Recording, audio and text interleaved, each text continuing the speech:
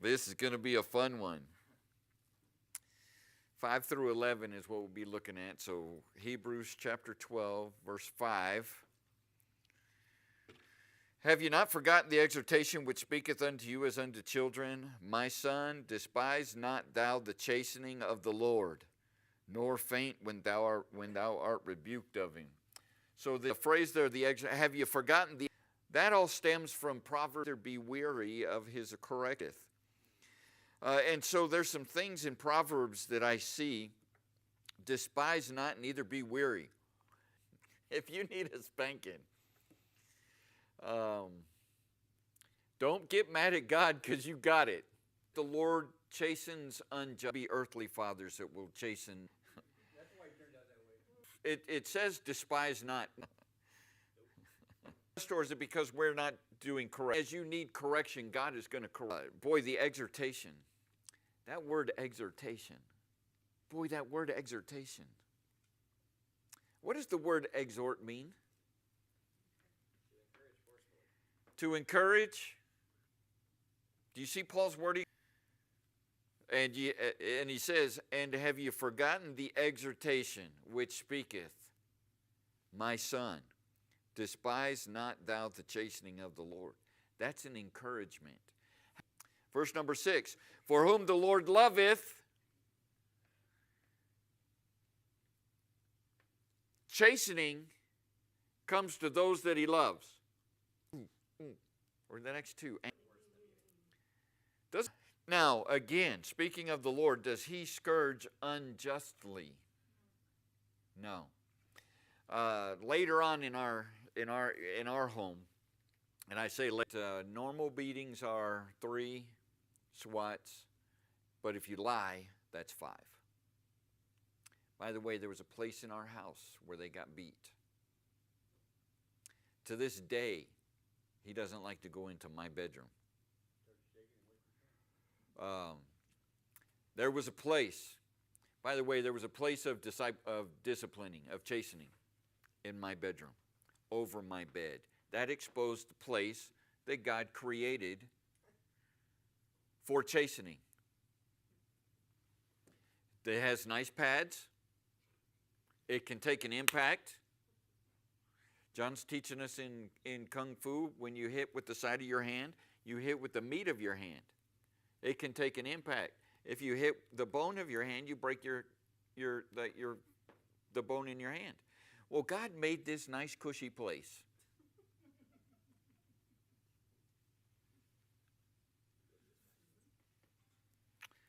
Whom the Lord loveth, he chasteneth, and scourgeth every son whom he receiveth. By the way, we'll talk about that a little bit more.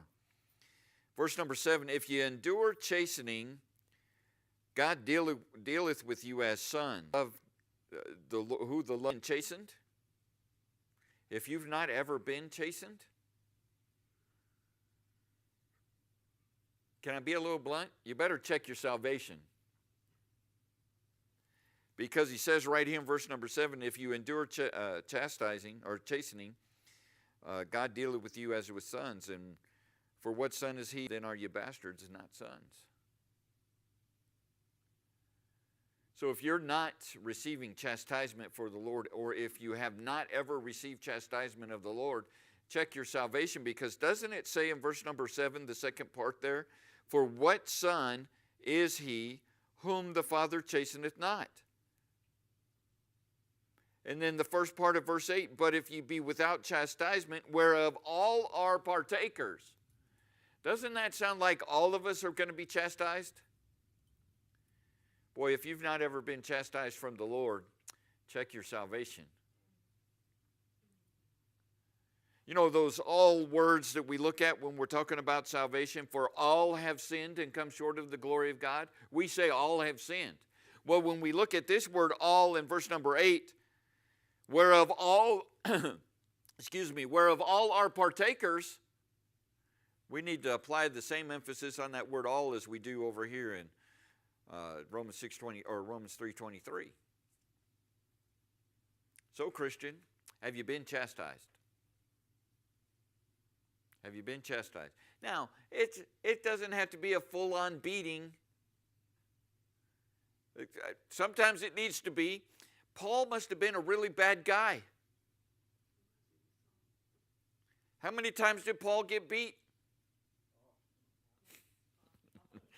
He must have been a really bad guy. Now, if Paul's receiving beatings, shouldn't we expect it? Or do you think you're going to get away with it?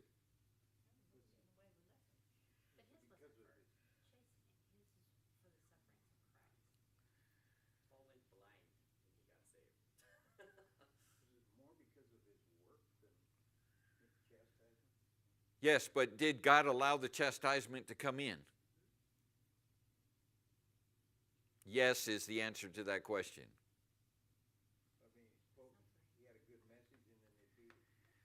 Did God allow that? And did not God of the Lord had to come in and chastise him? His ministry when he was Paul, he asked God if he could take that away from him. The Lord said, you're going to need it. You're going to need it. And so we need to look at that word all and focus on that word you. If you've not been chastised, then you're that second part of verse, or third part of verse number 8. Then are you bastards and not sons?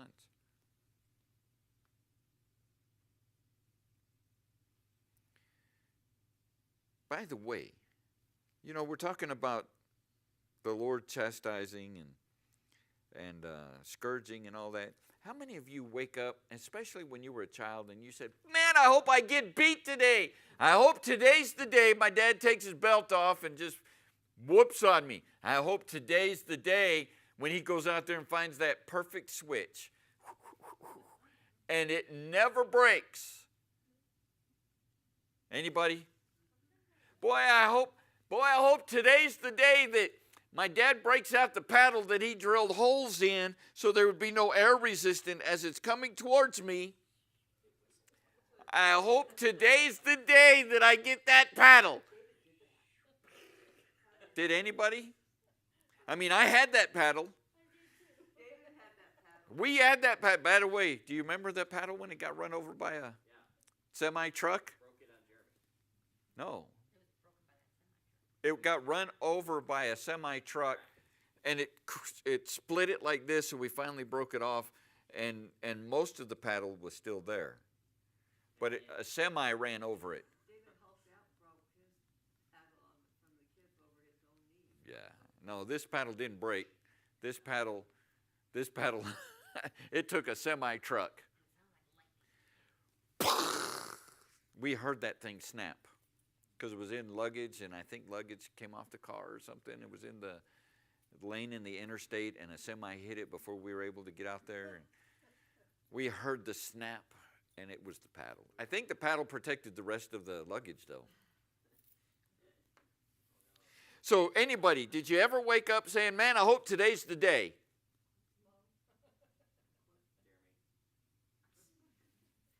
Now, there are some days when you wake up and you do ask for it, but not in that way.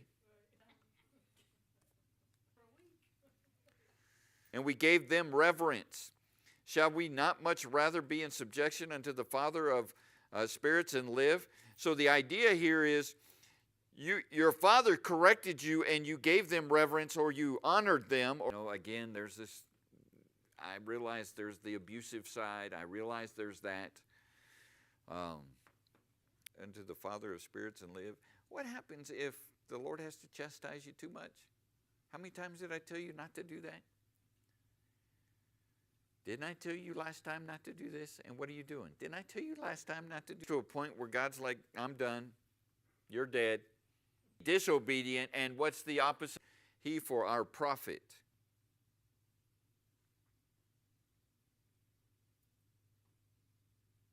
That's good for us, right? It says, this was speaking to earthly fathers.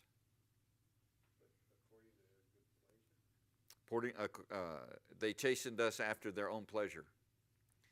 Sometimes earthly fathers just beat kids to beat kids.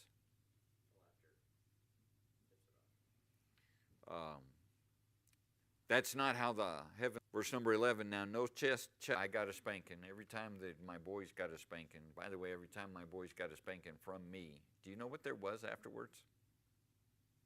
No. What? You look like What?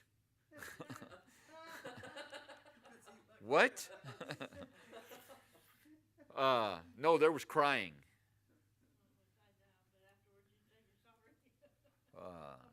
No, that came before the spanking. By the way, you know what words never did come out of my mouth? This is going to hurt you more than it hurts this. It ought to be grievous. Nevertheless, afterward it yieldeth the peaceable fruit of righteousness unto them which are exercised thereby. The purpose of chastisement is to make us right with God. We learned the lesson. I was like, all right, Lord, what do you want me to learn? I don't want to have to go through a cancer again. What do you have for me to learn? Do you ask that when you're in a trial? Sometimes I got to be from God again. Well, what did you do? I did the same thing. Yes, you got beat. And you're going to get beat until you learn. Fruit of righteousness unto them which are exercised thereby. When we're in a chastising situation, you need to ask God, help me to learn the lesson that you have for me. Help me to learn the lesson that you have for me so that you don't have to go through that again. I tried to be smart when I was a kid. I tried to listen to my parents and do what my parents said so that I didn't have to find myself being beat. My brother tried, on the other hand, to do exactly the opposite of what my parents said to see their reaction. He was not smart. I'm not saying I was the brightest one, but he was dimmer than me.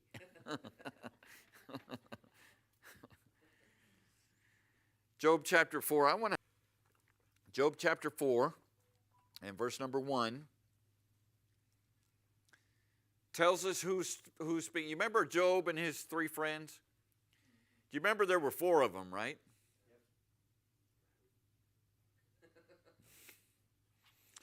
Elihu has got to be my favorite character in the whole entire scriptures. No! Every time I read through the book of Job and I get through Job's 3 friends, then Elihu. I know that you guys are older and you know more than I know, but I got something I got to say. He says it for 3 chapters. I got something I got to say. I know you're wiser and I know you're older and I know I should be quiet, but I got a word from the Lord. He who hath all wisdom is amongst you.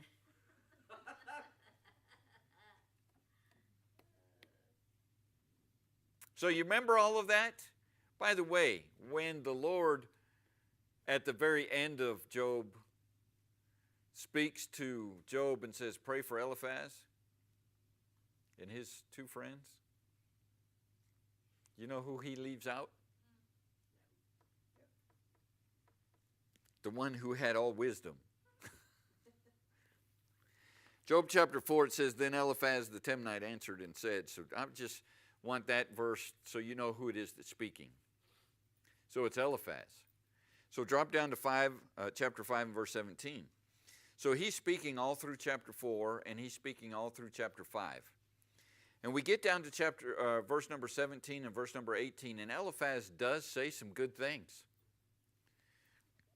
Behold, happy is the man whom God correcteth. Therefore despise not thou the chastening of the Almighty. For he maketh sore and bindeth up, he woundeth, and his hands make whole. So we see there the Lord, or Eliphaz at least, says some good things. But then when Job would speak and give his answer, Eliphaz kind of just skimmed over what Job said and said, no, I've got another word from the Lord to give to you. But in some things he said good things, and this is one of them. Happy is the man whom God correcteth. All right, Proverbs chapter 19. Now this is speaking about chastening children, but we ought to look at this as God's the one doing the chastening, and we're going to be the son, or we're going to be the children in these verses. All right? Now, I know the context is chastening children. I know that. But by application, we can apply that to us and the way that God chastens. Chasten thy son while there is hope. Let not thy soul spare for his crying.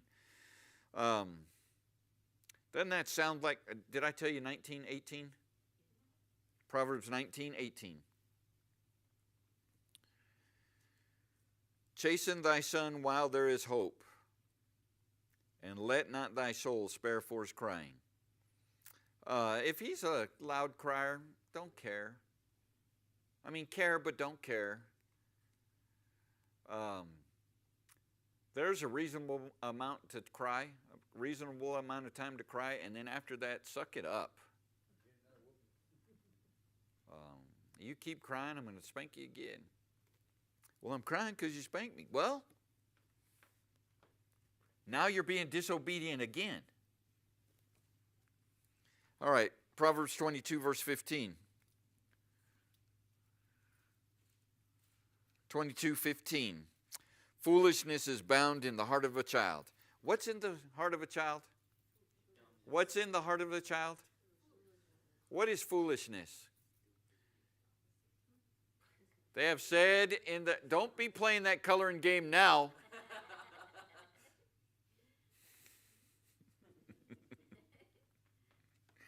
I'm kidding. You can play your coloring game. What is foolishness according to the Scriptures? A fool hath said in his heart, there is no God. You know what foolishness is? Yeah, Dad, whatever. Foolishness is bound in the heart of a child. By the way, when you don't do what you're told, when you're told to do it, you're exhibiting foolishness, but the rod of correction shall drive it far from him. The rod of correction. You know, not only is there a place that there ought to be discipline, and there's a place on the body for discipline, but there ought to be a tool for discipline. And it ought to not be your hand. It ought to not be your hand. Because when you reach your hand out to the child, they should not recoil from it. There needs to be a tool. So, a place, get in my room.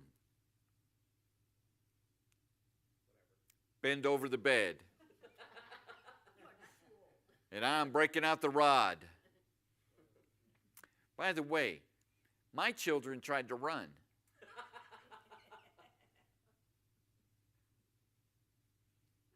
They were both it's the same age, and they both hit it, and they tried to run. Number one, they tried to run from Mom. Don't run from Mom. They still ended up in...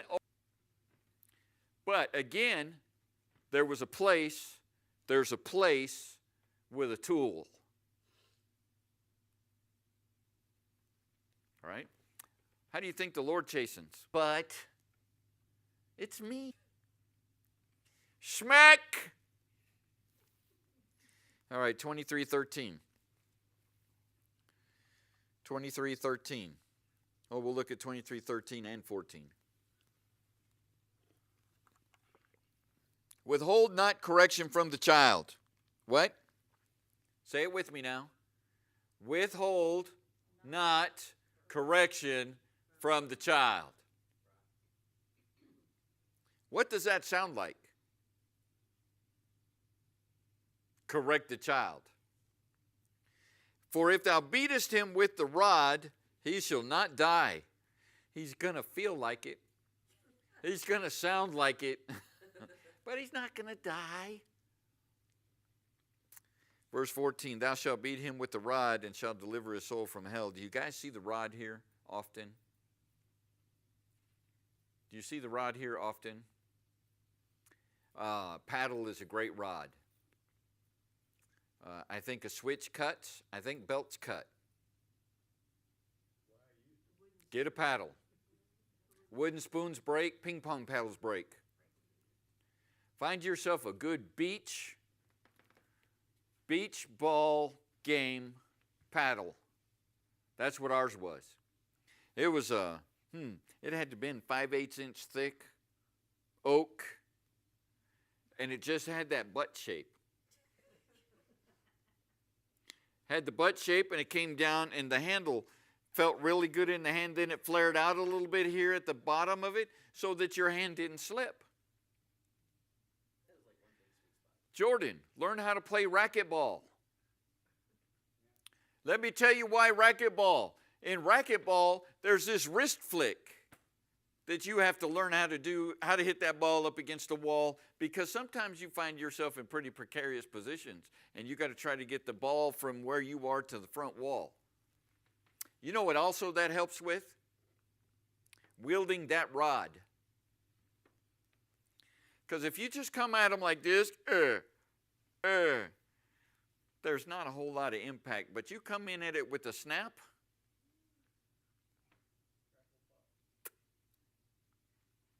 use a rod. 29:15, almost done. 29:15.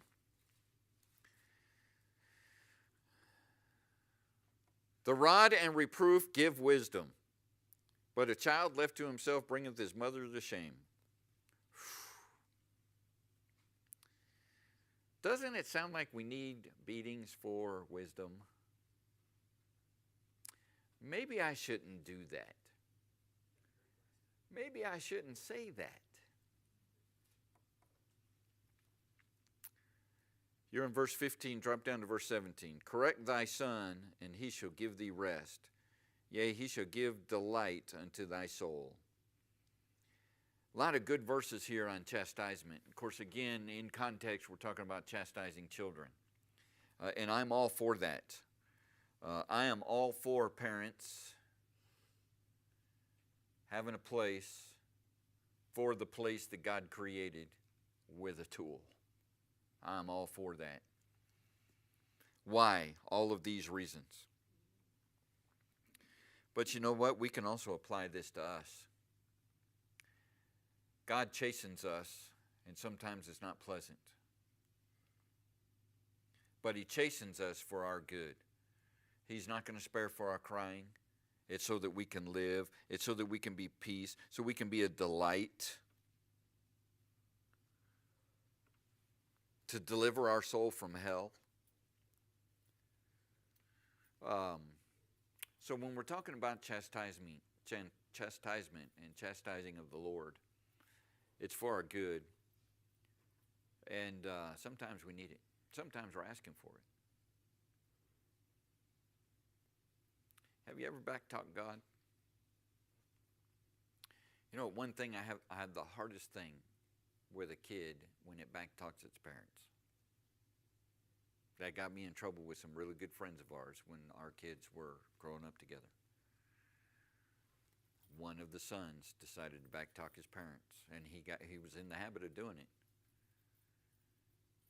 And one day, I was tired, I was hungry, I snapped. He almost snapped. And it cost me. But have you ever backtalked the Lord? Now we'll say, no, I never done that.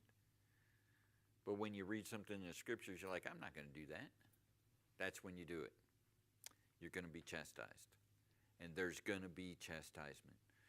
So just when it happens, thank you, Lord, may I have another. Thank you, Lord, may I have another. It shows that he loves us. Not that he's abusing us. But it shows that we're sons. And we need